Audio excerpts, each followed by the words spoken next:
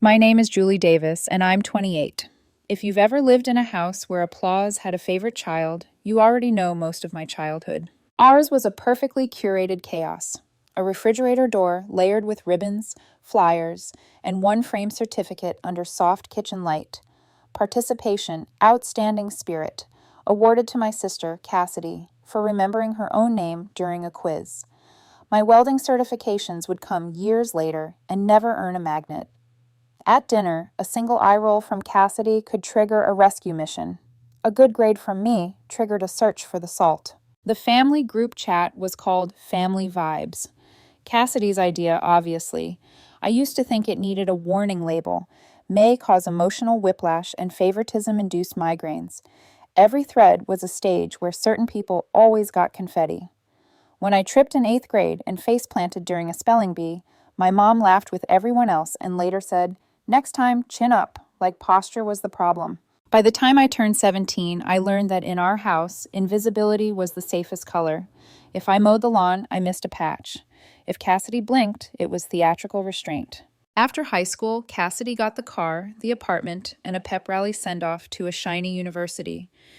I went to trade school, welding, because the sparks made sense. Metal is honest. Heat is honest. Once two edges truly fuse, they don't pretend they weren't meant to be together. I liked how the work shut everybody up, even the voice in my head that had learned to apologize for existing. Dad grunted when I told him, "Well, someone's got to fix the world's broken junk." I smiled without my teeth. Starting here, I thought. I didn't ask for handouts. I stacked shifts, morning labs, night gas station counter, weekend mower tune-ups, until all my clothes smelled like diesel and metal. My instructor, Daryl, was a gruff ex-Navy, with gravel in his voice and the kind of praise you could count like cash. "You've got a good eye, Davis. Clean bead." The first time he said it, I had to look at the floor so I wouldn't cry in a helmet. Somewhere in the middle of that year, Noah wandered into the gas station just after midnight. He looked like someone who could fix a broken radio with a butter knife. "You always here this late?" he asked, tapping the counter with a knuckle, not unkind. I was checking inventory and pretending not to yawn. "Only when I'm not passing electricity through steel," I said. He smiled. "So, always working." We kept running into each other, once at the hardware store, once at a flea market, where I was haggling for used clamps, again at a food truck parked under a busted neon tooth.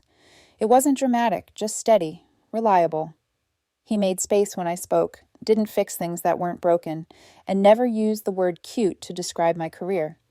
The opposite of that came later, from people who share my last name. There was one complication: Bree, Noah's ex. Not a villain, more like a weather system. She circled him online, the way storms circle an empty field, close enough to cast a shadow, far enough to deny thunder. Every so often, she'd like my posts, then, like Cassidy's, then repost a reel from a success mindset guru about rising above haters. I learned to scroll past without swallowing the hook. And then came the poll. It was a Tuesday, the kind that drags its knuckles. I was scarfing a protein bar in the school's parking lot, boots dusted with slag, when Family Vibes pinged 13 times in a row. I thumbed it open on autopilot and felt my stomach drop through steel. Cassidy. New game. Who's most likely to never make it? Poll options. Julie. Julie. Julie. Julie. No mystery, no euphemism, just my name, 4 times, like a punchline you were supposed to applaud. Reactions exploded, cry laugh faces. Savagey. Dead. Dad. Vote quick before Julie sees it. Mom. LOL? I didn't vote. I didn't argue. I didn't perform the dignity monologue I'd been drafting in my head for years. I watched the numbers climb and felt something harden. Clean, bright, a bead that would not crack. I tapped out of the chat. No flounce, no speech, just leave. The first thing you discover about silence is that it has weight. It presses on your ears, then your chest, until you finally realize you can breathe deeper than before. With them muted, my pocket stopped buzzing. No more Minion memes from Aunt Marcy. No more, "This is so you" TikToks of people face-planting.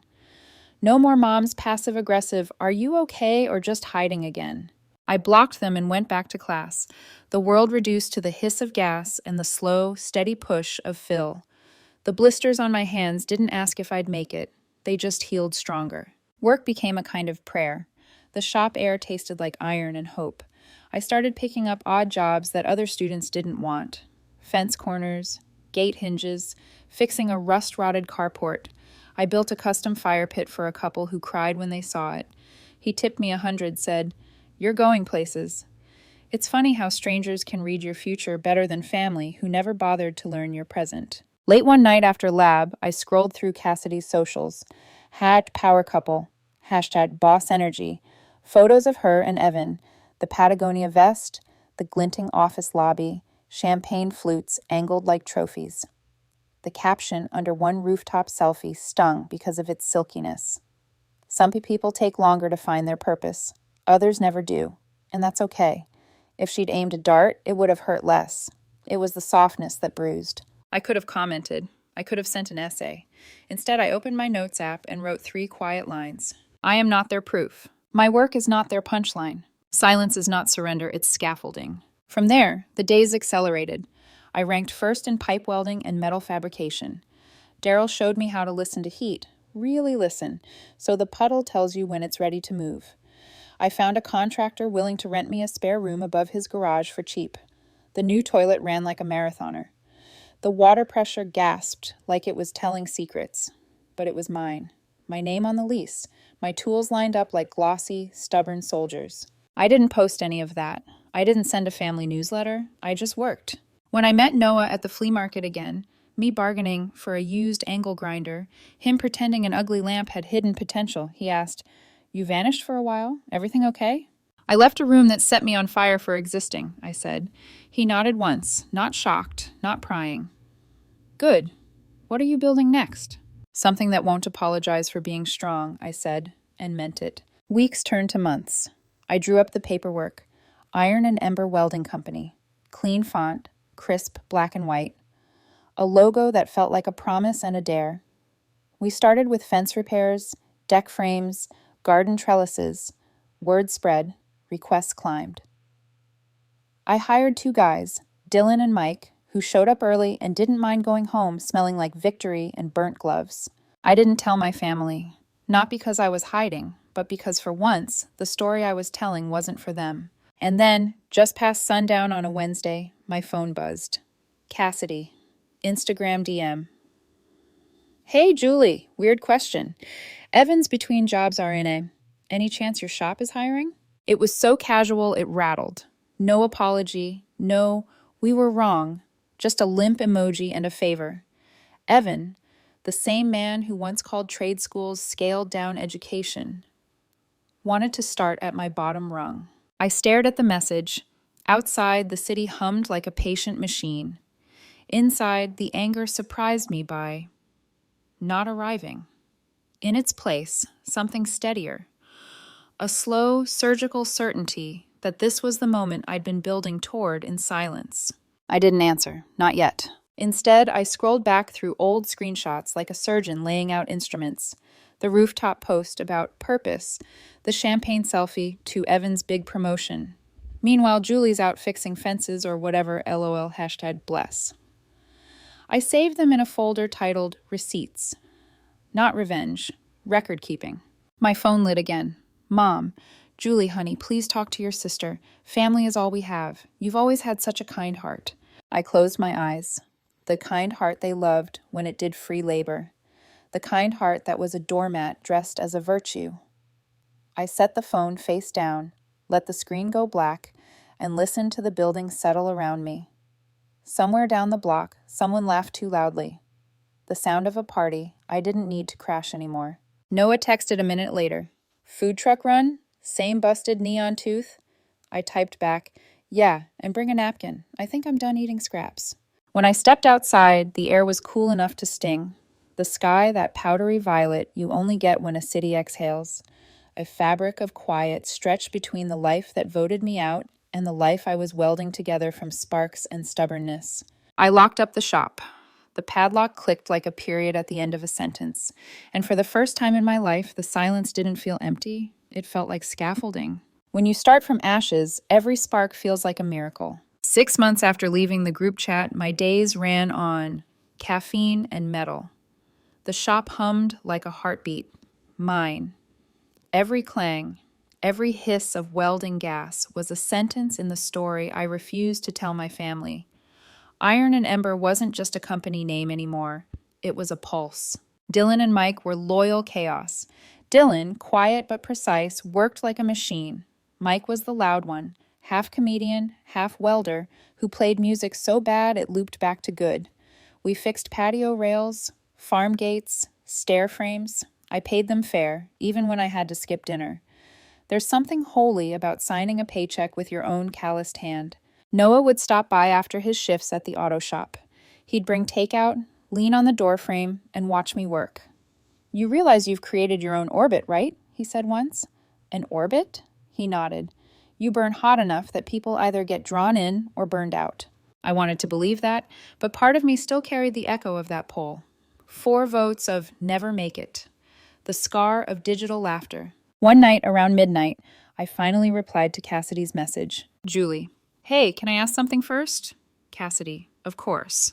I waited a beat, then attached an old screenshot, her mirror selfie holding a champagne flute, captioned, "To Evan's big promotion." Meanwhile, Julie's out fixing fences or whatever, LOL #bless. Julie.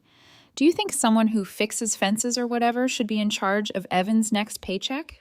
Message sent. Seen. No reply. For 2 days, silence. Then, on the 3rd night, Cassidy. "Okay, look, I know the past wasn't perfect, but Evan's trying. Can't you just let it go?" Let it go. The phrase landed like a rusted nail. I didn't respond. I just flipped my phone face down on the workbench. Sparks danced in front of me like fireflies, tiny suns escaping gravity. The next morning, Mom took her turn. Mom. "Julie, honey, please, your sister's hurting. You've always been the forgiving one. You've always had such a big heart." That phrase again. My heart. The one they used like a spare key. I didn't text back. Instead, I opened my camera roll. I had a photo of me, Dylan, and Mike standing beside our new sign.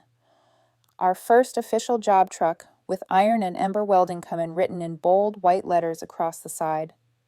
We were filthy, exhausted, and grinning. I sent that photo to Mom. No caption, no explanation, just truth in pixels. 10 minutes later, Cassidy messaged again. Cassidy. Wow, congrats, I guess. That, I guess, carried more weight than her entire apology-free life. Julie. You voted me most likely to fail. You don't get to be surprised now. No response. Scene closed. But life, as always, didn't wait for closure. 2 days later, I got a new notification. Not from Cassidy this time, from Evan. The subject line, long shot. I almost didn't open it. My thumb hovered, but curiosity won. Evan.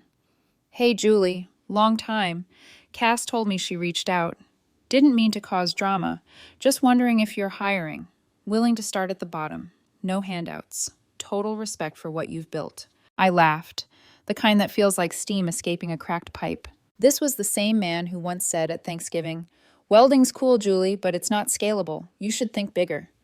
The same man who called me a tool girl with tool thoughts. Now he wanted to start at the bottom. My bottom. I showed the message to Dylan and Mike. Evan, Mike said, as in champagne and vest Evan? The same, I replied. Hire him, Dylan deadpanned, but make him scrub the floor with a toothbrush. We all laughed, but under the humor, I felt a strange calm, like life had finally come full circle. That night, as the rain drummed on the shop roof, I sat at my desk and stared at Evan's email. My mind wandered back to those nights in the gas station, counting coins for noodles, welding burns throbbing under my gloves. They laughed while I built. They partied while I learned to hold steady under heat. And now they were the ones unsteady. But pity is a luxury I'd burned out of me. Before replying, I closed the email and went back to work. I had deadlines to meet, railings to install for a new dentist office. When the job wrapped, the client asked if we could take photos for their marketing. Our company logo gleamed in the corner of every frame, iron and ember, clear as sunrise. Later that week, I finally opened Evan's message again. I typed a short reply. Evan, I got your note. I'll think about it. That was all. A small, quiet power move. Because sometimes silence after I'll think about it is louder than no. But that wasn't the end. That night, my phone buzzed again. A video message from Evan. I hesitated, then pressed play. He looked tired. Hoodie, dark circles, that look people get when their world shrinks to the size of their mistakes. Hey, Julie, I wasn't sure how to say this. I know we weren't close, and I said a lot of stupid stuff. I thought things would just always work out for me. But they didn't. I was a jerk. I get that now. I just want a chance to work, start over, and I figured if anyone would understand how to rebuild, it's you. He paused, blinked hard, then added, almost whispering, even if you say no, no hard feelings. The video ended. I stared at the screen. For the first time in months, I didn't feel anger. I felt weight, like someone had handed me all the memories I'd welded into silence and asked me to carry them again. He was right about one thing. I did understand rebuilding, but not for free. I didn't reply that night. I closed my phone, locked the shop, and drove home through a drizzle that painted the world in silver. Noah called as I parked. You okay? Yeah, I said, leaning my head against the steering wheel. Just learning that forgiveness doesn't always mean rehiring the person who broke you. He was quiet for a second, then said softly, That's why I love you, Julie. You build even when it hurts. I smiled, but the ache in my chest didn't fade. Because the truth was, I wasn't sure if what I felt was strength or sadness. The next morning, I sat down with my coffee, opened my laptop, and started writing a new message. To Evan. I watched your video. I believe you mean what you said. I also believe you're late. Iron and Ember wasn't handed to me. It exists because people like you laughed while I worked. So no, I'm not hiring you. Not out of anger, out of protection. I wish you luck, but this door is closed. I hit send. For the first time, I felt my hands stop shaking. I didn't expect a response, and I didn't get one. But that night, Cassidy's story popped up on Instagram. Some people get a little success and suddenly forget where they came from. Karma keeps receipts. No tags, no names, but everyone knew. I could have answered. I didn't. Because sometimes silence is the receipt. Still later that evening, Mom texted again. Just 5 words. Julie, what happened to your heart? That one pierced deeper than the poll ever did. I stared at the screen.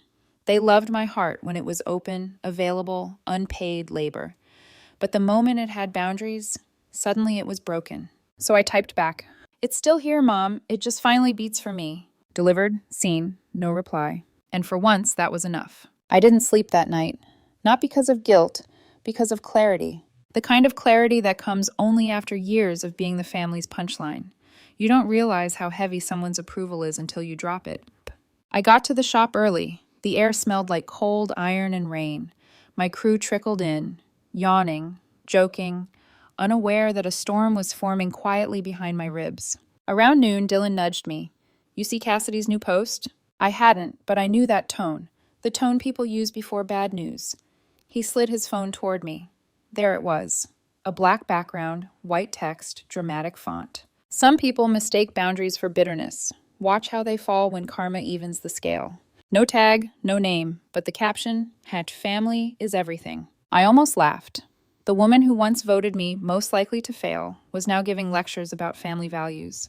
Mike groaned from the welding bay. You want us to post the receipts? I shook my head. Let them perform. I'm not auditioning anymore. Noah dropped by at lunch with sandwiches and that steady calm he carried like armor. He leaned against the tool rack, eyes flicking over my face. You okay? I nodded, but it wasn't convincing. He handed me a napkin anyway. You know what happens when you weld with dirty metal? What? The joint fails later. Clean the surface first, even if it takes time. He wasn't talking about welding. That afternoon, I tried to focus on work, but every spark sounded like Cassidy's laughter echoing from a screen. Every hiss of flame replayed her voice saying, Let it go. Let it go. It's amazing how those 3 words can erase years of pain when said by someone who never carried it. At dusk, as I was shouting down the shop, my phone buzzed again. This time, it wasn't a text. It was another video message from Evan. I sighed. Part of me wanted to delete it unopened, but curiosity, or closure, won. He was sitting in his car again, hoodie up, voice raw. Hey, Julie, I know you said no. I get it. I really do. I didn't expect you to forgive me. I just wanted you to know. You were right about everything. The world doesn't hand you things. You have to build it. I thought I was above that once. Now I know better. He exhaled shakily, glanced it down, then added quietly. Cassidy's been having a hard time. She doesn't show it, but she knows she messed up. I think she's just scared to say it. He paused, then looked straight at the camera. For what it's worth, I am sorry. I mean it. The video ended. For a moment, I just stared at the dark reflection of my own face on the screen. I didn't feel triumph. I didn't even feel pity. Just gravity. Evan's words didn't erase anything. They simply revealed how far apart our worlds had drifted. When you spend your whole life being underestimated, success doesn't feel like revenge. It feels like relief. I didn't reply, not because I wanted to punish him, but because I didn't owe him my energy anymore. Later that night, Noah and I sat on the roof of my building, takeout boxes between us, city lights flickering below. I got his second video, I said quietly. He raised an eyebrow. Apology tour? Yeah, he looked lost.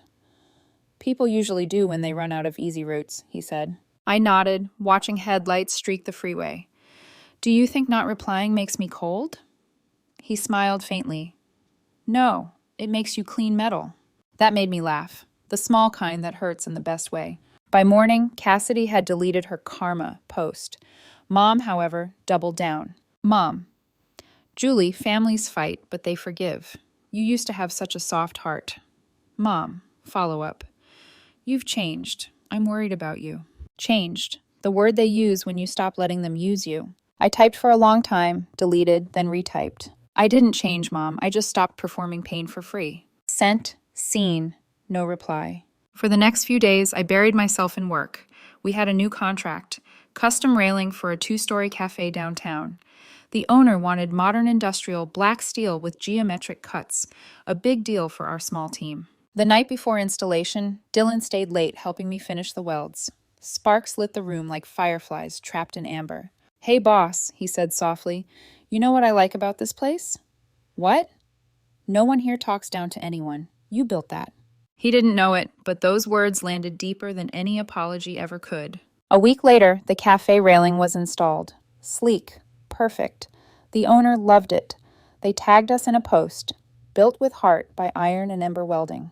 That tag would change everything. Within 2 days, a local business magazine reached out. They were doing a feature on small-town entrepreneurs. They interviewed me in my dusty work boots, surrounded by tools. I didn't dress up or stage anything, just told the truth. I wasn't the family success story, so I wrote my own. The article went live on a Thursday. By Saturday morning, my phone was a grenade. Notifications stacked like bricks. Old classmates, neighbors, even strangers sent messages of praise. But among them were familiar names, family names. Uncle Rob, is this our Julie? So proud of you. Aunt Mel, wait, you own that company? I thought you just helped. Grandma, I always knew you'd make something of those hands. Sure, after years of silence. Then came Cassidy. Cassidy, wow, that's cool. Didn't know you were still doing the welding thing. Still doing. The same tone she used when I was 19, working 2 jobs while she posted girl boss quotes. And finally, Evan. Man, I had no idea this was you. Should have told us, right? Right. Because after mocking my career, they apparently deserved a press release. I didn't respond. Just stared at the screen until my coffee went cold. Noah glanced over my shoulder. You're not going to reply? No, I said softly. I'm going to let them talk to the version of me they invented, the one who needs their approval. He smiled. That version retired. And he was right. Later that night, as I was closing up the shop, a single message came through, from Mom. We're just amazed, Julie. You should have said something. We're so proud. I read it 3 times. Pride is easy once the applause starts. But where was that pride when I was eating instant noodles under fluorescent light, welding through tears, praying the torch wouldn't sputter out? I set the phone down and whispered to the empty shop, you don't get to be proud of what you never believed in. I didn't send it, but the silence around me understood. By Monday, the magazine article had spread farther than I expected. They'd titled it, Built from Sparks, How One Woman Forged Her Future. I hated how corny it sounded, but loved how true it felt. That morning, I walked into the shop and found Dylan grinning like a kid with a secret. Boss, he said, holding up his phone, you're famous. My aunt just sent me your article like I didn't already work here. Mike chimed in. My mom framed it, said she's manifesting a daughter-in-law like you. I rolled my eyes, but it was the kind of teasing that healed, not hurt. While the guys celebrated, I scrolled through my phone, trying to catch up on messages. There were dozens, from strangers, old classmates, Even my old instructor, Daryl. Daryl, knew you'd make me look smart someday. Proud of you, Davis. That one made me cry right there, wiping my cheeks with dirty gloves. It hit different.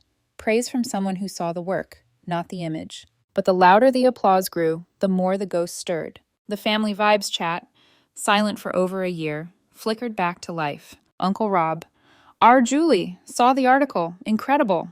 Aunt Mel, we always said you had it in you. Cassidy, wow, look at you. Still doing the welding thing, huh? Evan, should have told us. We would have supported you. Would have. Past tense. The language of regret disguised as affection. Even Grandma chimed in. Always knew you'd make something with those hands, sweetheart. Funny, the same hands she once called too rough for a girl. I didn't reply. I didn't even open half the messages. I just watched them stack. They weren't proud of me. They were proud to be related to someone other people admired. When strangers clap, it's real. When family claps because strangers do, it's theater. Noah noticed me staring at my phone that evening. You don't look happy. I'm not unhappy, I said, choosing my words carefully. Just allergic to selective pride. He leaned closer. You could block them again. I could, I said, smiling faintly. But this time, silence feels like a better teacher. That night, while scrolling through Instagram, a DM popped up from someone unexpected. Max Davis, my youngest cousin. We hadn't spoken in years. I remembered him as the quiet kid at family dinners, earbuds in, avoiding eye contact while the adults bragged about Cassidy's latest milestone. His message was short. Hey, Julie, I saw the article. I remember that poll they made about you. I didn't vote. I left the chat that day. Just wanted you to know. You made me believe it's okay to be different. I'm applying to a welding program next month. Hope that's okay. I stared at the message for a long time. Then I smiled. A real, bone-deep kind of smile. Julie, Max, it's more than okay. Let me know if you ever need gear, advice, or a place to shadow. I got you. Max, seriously? Thank you. You don't know what that means. But I did, because I'd once been that kid. Invisible, quiet, convinced that approval was oxygen. Max's message was proof that silence echoes longer than applause. The next morning, I arrived at the shop early. Sunlight poured through the dusty windows, turning the air golden. I walked past the racks of steel and bolts, past the smell of burnt metal, to the new sign mounted above the door, Iron and Ember Welding Co. Est, by Julie Davis. I ran my fingers over the embossed letters. The edges were sharp but perfect, like every scar on my hands. Proof of work, not weakness. Dylan showed up with coffee, balancing 2 cups in one hand. You see your sister's story? He asked cautiously. I groaned. What now? He handed me his phone. It was a quote post, plain white text on beige background. Sometimes the people you overlook build the bridges you'll need later. I let out a slow laugh, trying to sound deep now. Dylan shrugged. Or guilty. I didn't screenshot it. I didn't reply. I just handed him back the phone. I'm done collecting their stories, I said. I'm too busy writing mine. That week, Iron and Ember landed a major contract, a commercial build for a new tech hub downtown. 2 floors of custom steelwork. It was the kind of job that could double our revenue and put us on every contractor's radar. On the day we signed the deal, I posted a single photo, the new company truck parked in front of the construction site, logo gleaming in the morning sun. Caption, second location coming soon. Built from every, you'll never make it. Within hours, the comments flooded in, hundreds of them. Strangers cheered. Clients congratulated. Old classmates said I'd inspired them. But the family group chat? Nothing. Just quiet. No guilt posts, no backhanded congratulations. Not even Cassidy's passive-aggressive quotes. It was the loudest silence I'd ever heard. That night, Noah came over with dinner, pizza and a bottle of cheap wine. He set the food down, smiled, and said, You did it, Jules. Did what? Built something real. And you didn't need their applause to prove it. We ate on the shop floor, sitting on overturned buckets, laughing between bites. At one point, Noah looked around and said, You ever notice how quiet it is here? Not the bad kind, the earned kind. I smiled. Yeah, it's the sound of peace welded shut.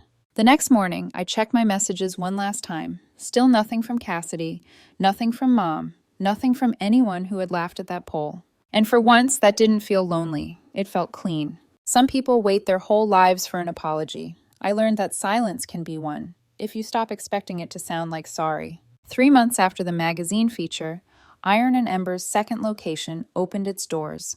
A sleek brick building with polished glass windows and a steel sign that caught sunlight like a crown.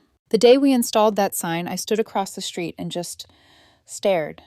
My name, Julie Davis, etched into metal. Permanent. Unshakable. For years, they'd called me the Invisible One. Now, even the skyline had to look at me. Dylan and Mike whooped, taking photos and arguing over who got to pose first. Noah slid his arm around my shoulders and murmured, "So, what's next, boss?" I laughed softly. Sleep. Maybe a vacation. Then maybe a lifetime of not explaining myself. Later that night, as the crew celebrated with pizza and cheap beer, I snuck outside. The cool air smelled like steel dust and freedom. My phone buzzed in my pocket. Mom. For a moment, I just stared at her name. I hadn't heard from her in weeks, not since the family's brief explosion of "we're proud" messages. Mom, I drove by the new building today. It's beautiful. You've done well, Julie. Just that. No emojis, no guilt, no manipulation. For a second, I thought maybe that was all I needed. Acknowledgement without ownership. But then another message came. Mom, I wish things hadn't gone the way they did. Cassidy misses you. I miss you. I closed my eyes. For a moment, the ache returned. Not pain exactly, but a soft ghost of what I used to want. I typed slowly. I miss what we could have been, but I can't go back to who I was. She replied with a heart emoji. Simple, quiet. And for once, I didn't analyze it. I let it be what it was. A flicker of peace, not a door reopening. Inside, Dylan's laugh boomed through the walls. Mike shouted something about bonus pizza slices. The noise made me smile. These people, this crew, they were the family that never asked me to shrink to fit inside their comfort zones. They just showed up, worked hard, respected the craft. I walked back in. The team raised their bottles. To the boss who built this from scraps. I lifted mine. To the sparks that didn't burn out. They built the foundation. They cheered, clinked bottles, and someone yelled, "Speech!" I thought for a second, then said, I used to think success was about proving people wrong, but it's not. It's about proving to yourself that you never needed their permission to begin with. The room went quiet, but in that heavy, reverent way. Then Mike broke it with a loud, "Now can we eat the cake?" And everyone laughed again. Later that night, when the others had gone and the lights were dim, Noah and I stood outside, looking up at the sign glowing against the night sky. Iron and Ember Welding Co. He reached for my hand. "So, that poll," I chuckled. "What about it? Ever think about what you'd say to them now?" I thought about the chat. Family vibes. Still muted, still sitting there in my phone like a fossil. The same people who once voted me most likely to fail. "I'd say thank you," I said finally. He raised an eyebrow. "Thank you?" "Yeah, they lit the match. I just learned how to hold the flame without burning myself." Noah grinned.